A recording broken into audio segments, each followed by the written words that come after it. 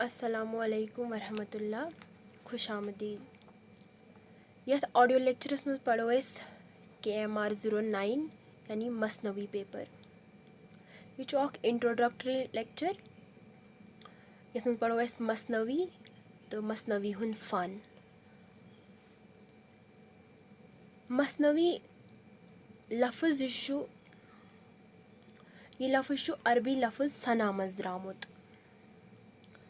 तो अमुक माने गो जोर बनाउन यानी पेयर बनाउन, जोर जोर बनाउन।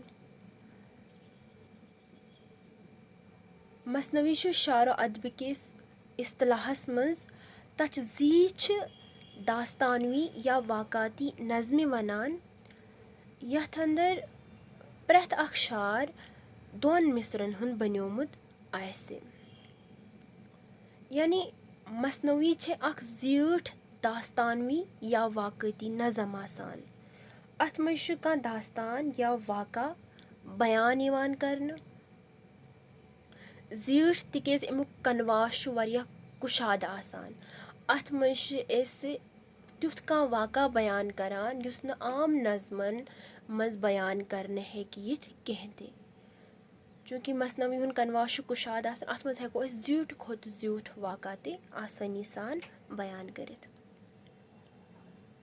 तो मसनवी अंदर छु प्रथ अख शार दोन दोन मिसरन हुन बन्योमुत आसान। तो एमन दोन मिसरन हंस खास कथ सु छे ये जिम दोशवई मिसर यानी यम दोगुन दोगुन मिसर यम हम काफ़ी आसान। यानी प्रथ शारस आखिरस पे हम काफ़ी अल्फाज आसान। तो बाज़े यम हम काफ़ी आसन अलाव हम रदीफ ते हेकान आसित, मगर हम रदीफ आसुन छुन ज़रूरी कहते न। अत खतर कंपल्शन ज़रूरी चीज़ है सु सिर्फ हम काफ़ी आसुन। यानी यम ज मिसर यम आसन एम मसनवी हिंद तम गसन हम काफ़ी ज़रूर आसन। मिसाल के तौर पर गुलरेज मसनवी हुन अक्षार वन बह तोहे सु ये न जानन कह न जोनुम कह में अजदाम, न जानन कह न जोनुम कह में अजदाम ज कव यूज छक करान नाहक में बदनाम। इस वुछो कि गोडनिकिस मिसरस मज आव आखिरस पे अजदाम तो दोयमिस मिसरस मज आव आखिरस पे बदनाम। यम दोशवई लफ्ज़ हम काफ़ी यानी यहज युस राइम छे यहज युस आवाज़ सु मिलवई सु सेम। तो यह ज़रूरी मसनवी हिंदन यमन शारन खतर कि प्रथ यम ज मिसर यम गसन आसन हम काफ़ी। बाज़े हेकन हम रदीफ ते आसित मगर हम रदीफ आसुन छुन ज़रूरी कहते। मसनवी इवन कुन खास बहर मज लेखने यानी कुन खास वजनस तहत इवन मसनवी लेखने। तो साहिब वस्ताद यम मसनवी हिंद तमो छो मसनवी खतर 8 बहर मखसूस जायमज। हालांकि 8 बहर छन मसन 8 बहरन मज मसनवी लेखन मसनवी यम बहर यम तम 15 या 16 बहर टोटल। मगर कशर मसनवी यम कशरस मज मसनवी आय लेखन तम आय मखसूस 5 बहरन अंदर लेखन। मगर यह ज़रूरी कहते कि सिर्फ 5 बहरन अंदर इन मसनवी लेखन, मसनवी हेकन वारियाहन बहरन अंदर ते लेखन यथ। अम अलाव ब्याह कथ अहम सु ये मसनवियन हुन मसनवियन हिंद शारन हुन तदाद मुकर्रर कहते न। यानी अस हेको ये वन मसनवी ग सिर्फ 20 शारन हज आसनी या 30 शारन हज आसनी या 50 शारन हज आसनी। यह मतलब अमुक दारो मदार युस एस वाक़ाती मतलब युस सोन वाक़ा युस एस बयान करुन चाहान मसनवी अंदर या युस सोन दास्तान युस एस बयान करिन चाहान मसनवी अंदर यह कज़ा जीठ छे। अगर सु वाक़ा सोट तो मसनवी हेक सट ते 20 शारन हज 50 शारन हज या 30 शारन हज लेकिन अगर सोन वाक़ा तवील मसनवी हेके 100 खोत ज़्यादा शारन हज ते। मसनवी यह अक्सर अख तवील नज़म आसान मगर अमिच तवालत यह कम तसित यह ज़्यादा तसित यिन मे तुह वोन कि अमुक दारो मदार तमाम तर वाक़हस पे आसान। अगर सोन वाक़ा ज़्यूठ मसनवी तवालत रटान, अगर सोन वाक़ा सोट मसनवी सटे बनान। दोयम कत ब्या सह अमुक मौजू मसनवी हुन मौजू क्या गस आसुन, क्या अमुक मौजू ते गसा गंडित चपरित आसुन या अमुक मौजू हेके सानि जिंदगी सत जुड़ित कहाँ सा ते वाक़ आसित। चूँकि मसनवी हुन कनवास यह कुशाद लिहाजा हेके मसनवियस अंदर कहाँ सा ते मौजू बयान करने यिथ सानि जिंदगी से जुड़ित कहाँ सा ते वाक़ कहाँ सा ते मतलब सानि जिंदगी हुन कहाँ सा ते शोब आस्तन तथ मुतलिक हेके कथ सपदित मसनवी अंदर। मिसाल के तौर पर अथ मज हेको अस तवारीखी वाक़ा ते बयान करित, अथ मज हेको अस नीम तवारीखी वाक़ा अस्तूरी आस्तन, मजहबी आस्तन या कहाँ इखलाकी वाक़ा आस्तन या हकीकी या फ़र्ज़ी वाक़ा ते हेकन अथ मज बयान करने यिथ। अगर मौजू एतबारी वो मसनवी तोरन किस्मन मज बागरामज, यानी मौजू एतबार मसनवियन हज किस्म चोर। गोडनुक किस्म गो बज़मिया मसनवी। बज़मिया मसनवी मतलब लोलो इश्क मसनवी यथ मज इश्क लोल मोहब्बत हुस्न यवन बयान करने। दोयम रज़मिया मसनवी। रज़मिया मतलब यथ मज जंगो जदाल यी हावन जंगनाम कशरस मज जंगनाम ते वनान रज़मिया मसनवी यह दोयम किस्म। त्रेम गई हज़लिया मसनवी यथ मज कुन चीज़ या कुन तबक़ या कुन मतलब कुन कथ पे तनज़ ई करने तमिच नुक्ता चीनी ई करने यह त्रेम किस्म मसनवी। चूरम बहारिया मसनवी यथ मज बहारुक हुस्नो जमाल वेसनामने, यानी बहार मौसम बहार अमिच तारीफ यथ मज यी करने सह गई बहारिया मसनवी। वो गोडनिच किस्म मसनवी यी करोन थोड़ा डिस्कस कि बज़मिया मसनवी गई क्या। यह मसनवियन हज सह किस्म यथ अंदर युस गालिब मौजू सह आसान लोल यानी मोहब्बत आसान अमुक गालिब मौजू। अथी कशर पे लोल मसनवी ते वनान। तो यिथन मसनवियन मज हुस्नो इश्क सह ज़बरदस्त पट बावने किथ कन मिसाल के तौर पर यिथ पे मूवीज वुचान या फिल्म वगैरह वुचान तथ मज हीरो हीरोइन यम जन पान वही मोहब्बत करान आसान तो अथ सी साइड कैरेक्टर्स ते आसान यम मतलब यम दोन किस्मन हिंद आसान। अख किस्मुक साइड कैरेक्टर आसान युस तिहुंद हेल्पर आसान युस जन तिमन युस जन हीरो युस हीरोइन हासिल करन सह चाहान तथ मज तमिस मतलब तिमन दोन वारिया कैरेक्टर हेल्प करन यम तिमन हेल्पर आसान। दोयमे पास बे किस्मिक साइड कैरेक्टर आसान यम जन तिहिंद दुश्मन आसान विलन आसान यम तिमन यानी हीरो तो हीरोइनस प्रथ किस्मच मुश्किल मतलब पेश अनान प्रथ किस्मुक ठोर अनान तिहिंज वत मज। बिल्कुल इथे कन यमन बज़मिया मसनवियन मज ते हावने ज किरदार पान वे मोहब्बत आसान करान तो तिमन तथ मोहब्बत सफ़र मोहब्बतुक सफ़र आसान तिहुंद तथ मज तिमन वारिया मुश्किलात ते पेश यवान तो सत सत तिमन तिथ ते कैरेक्टर मिलान यम तिमन हेल्प ते करान।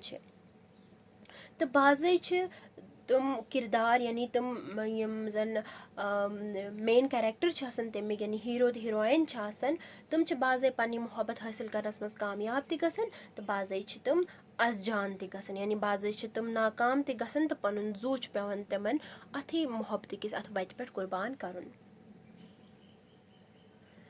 लोल मसनवियन अंदर युस लोल इवन बावने यह हेक हकीकी ते आसित यह हेक मिजाजी लोल ते आसित।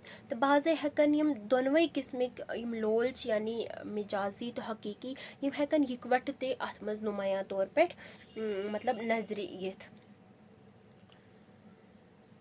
कैंचन मसनवियन मज बज़ाहिरी मिजाजी किस्मुक लोल यह आखिरस पे तमिस किरदारस तमिस कैरेक्टरस जन मिजाजी लोल किस अत वत पे अमिस सह हकीकी मोहब्बत या हकीकी इश्क वत पे गामजन करान। मिसाल के तौर पर अगर वो किस्सा शेख सन्नान मतलब शेख सन्नान मसनवी तथ मज सन्नान सह इथे कन गोड़ मिजाजी लोलस मज हेन यह मिजाजी लोल आखिरस तमिस हकीकी लोल तथ तामत वातनावान।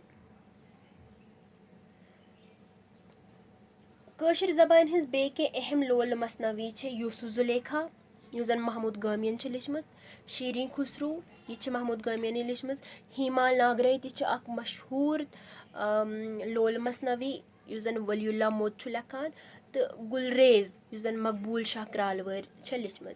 यम कह खास लोल मसनवी कशरस अंदर। अम बाद दिमो दोयमी किस्म मसनवीस कुन जन रज़मिया मसनवी है।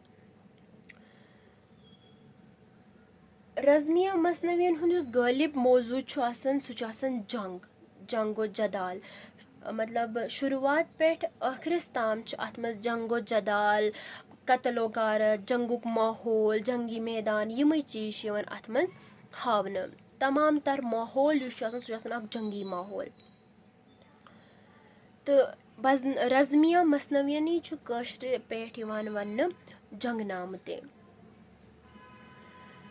यमन मसनवियन हज खास खसूसियत यह यमन अंदर यम वाक़ात मतलब यम वाक़ात पेश करने यथन मसनवियन अंदर तिमन वाक़ातन मुबालग आरई सम काम हेन, यानी प्रथ कह वाक़ मतलब मुबालग आरई हेथी बयान करने, यानी बढ़ावित चढ़ावित कह वाक़ा बयान करने, एग्जैजरेट करने वाक़ा। मिसाल के तौर पर अगर वो साम नाम जंग नाम मसनवी, तो अत मज साम मुकाबल कर बड़न बड़न देवन सत, यानी इंसान जन आम तौर पर देवो नश कमज़ोर कंसिडर करने, सह इंसान बड़न बड़न देवन तो जिन्नातन सत लड़ाई करने, तो सह तमन मतलब जेर तरान, तब सह कामयाब मतलब गसान जन आम तौर पर पॉसिबल या वनो कि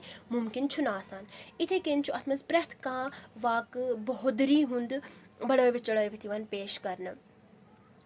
तो यम जंगनामिक यम जन हीरो यम जन मेन कैरेक्टर यमुक सह वारिया ज़्यादा ताकतवर हावन, तो पन्ने ताकत सह तमाम तर मुश्किलात यम तमिस ब्रोह कन यम तमिस ठोर अनान सह तम तमाम तर मुश्किलात दूर करिथ पन्ने वत पे गामजन रोजान। दोयमी तरफ अगर वो रज़मिया मसनवी अंदर गुलरेज मसनवी अगरचे यह लोल मसनवी है कि अत मज मतलब लोलुक मौजू सह गालिब, लेकिन सत अत गुलरेज मसनवी मज जंगो जदालुक ते मंजर हावन ओमुत। तो अगर अस वनो यह कशरस मज यह एपिक मसनवी ते मानने तो यह हेक्ने गलत कह तन, चूँकि अत मज दोशवे मौजू लर लोर पकान, यानी एक तरफ लोलुक सफ़र ते एक तरफ मोहब्बत इश्कुक सफ़र ते, तो दोयमी तरफ जन अजब मलक सह कम मुश्किलात हेथ नोश लब ताम वातान, तो मुश्किलात कितन सह ओवरकम करान, तो तथ बिना पे हेको रज़मिया मसनवी ते मानित।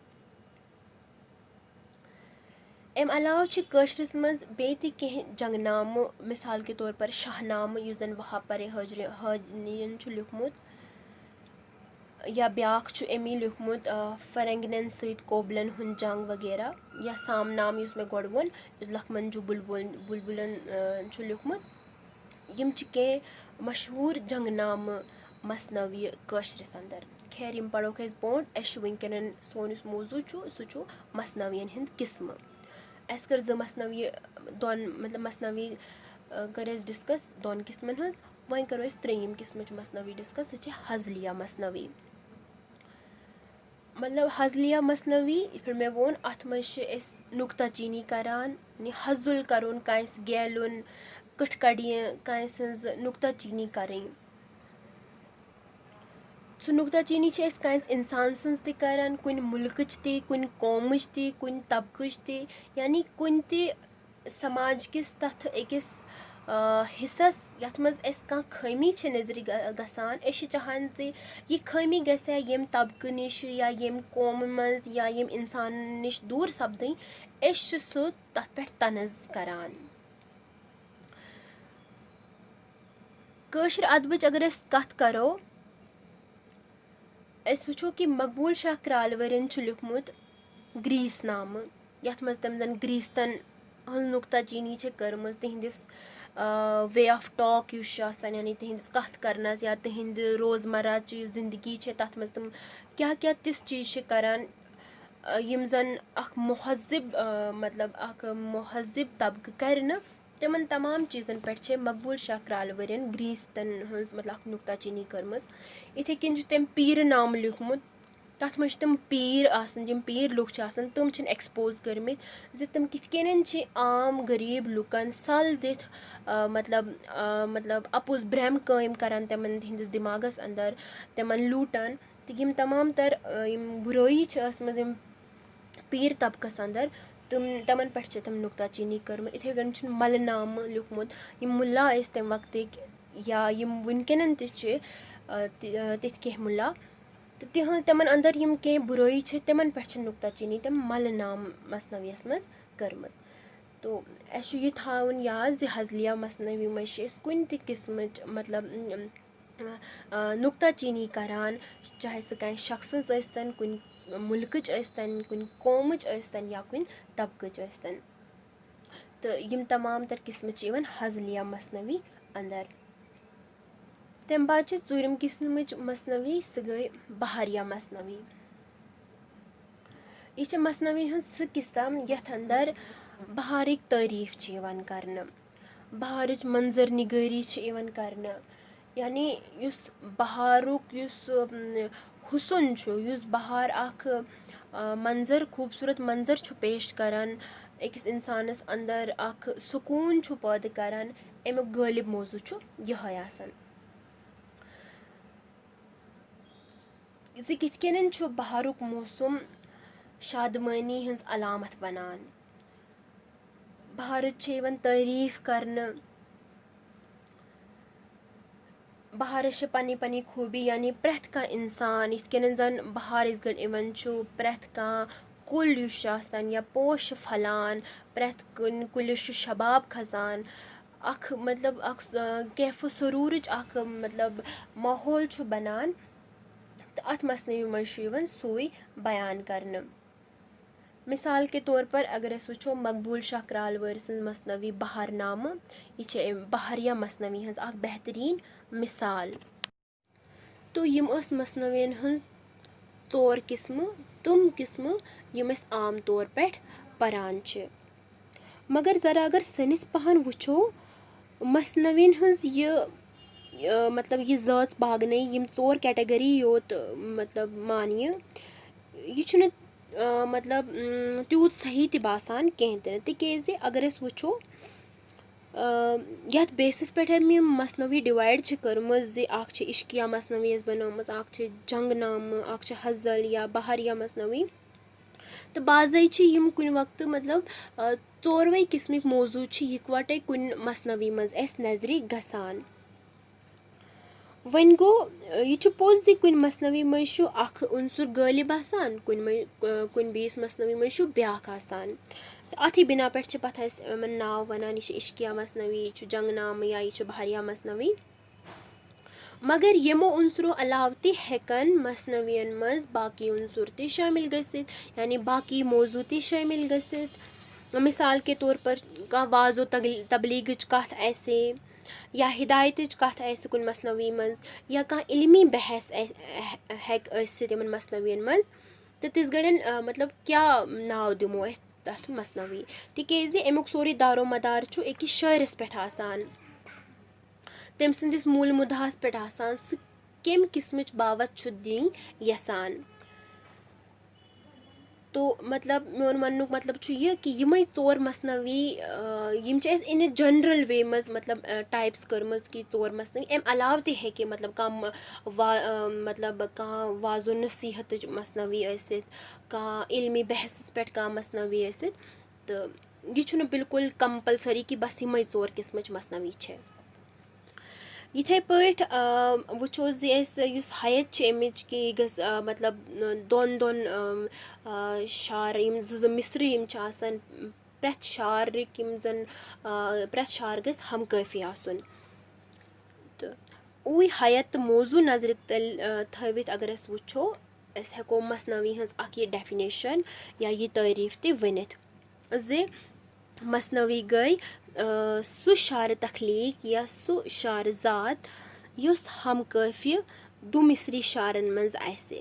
हम काफी दु मिसरी शार यह यथ खतर इम्पॉर्टेंट पॉइंट हम मिसरी मतलब हम काफी दु मिसरी शारन मज आसे तो सत अथ मौजूई तसलसल तो यह हेक सटा जीठ त मतलब सास बदन शारन पे तह मुश्तमिल तो यह हेकि सठाए मुख्तसर तथ यानी 10 या 20 या 30 शारन पे तह मुश्तमिल तो सत हेको यह तथ अम सस तारीफस मज वन अम सुन मौजू हेकि कह तथ योदवै जन अगर पुरान मसनवियन कुन नजर दिमो तिहुंद युस मौजू गालिब मौजू सह मतलब लोल रूदम यानी तम इश्किया मसनवी रूजम मगर मसनवी है कि कुन ति मौजूस पे लेखन यिथ मसनवी हज यह तारीफ मतलब याद थवित या नजर तल थवित ये कशिर जबान हंदिस शार सरमायस नजर दिवान कशिर शारो अदबस पे नजर करान अस 14वीं सदी अंदर नुंद रेशी नज़म नामे हक या सदूसी मसल नजर गसान युस जन मसनवी चाले लेखन आमज तो अत हेको मसनवी हुन सारवी खोत पुरून या इब्तदाई नमून ते सारवी खोत प्रोन या इब्तदाई नमून ते हेको अत वनित तो अत मज बह वन तुह अत मज 130 शरी मसलन पे वजाहत आमज कर यानी 130 शरी मसल अत अंदर व्यसनावन आमित तो यह इब्तदाई अस नमून मिलान कशिरस शारो अदबस अंदर मसनवी हुन इब्तदाई नमून बाज़ाब्त पे मसनवी कम दौर पे कशिर शारो अदबस में शुरू गसान कुस शायर दस तुलान कम जबान पे आय वुजुम मसनवी यह पन्नी मतलब पन्नी ज़मीन पैदावार पन्नी अदबच पैदावार कि कस पे यह वुजुम आमज कुन शारो कुन बेस मतलब जबान हिंद शारो अदबस पे यह वुजुम आमज अत मुतलिक करो बेस लेक्चरस मज कथ यल कशिर मसनवी हुन इब्तदा तो इर्तिका पढ़ो।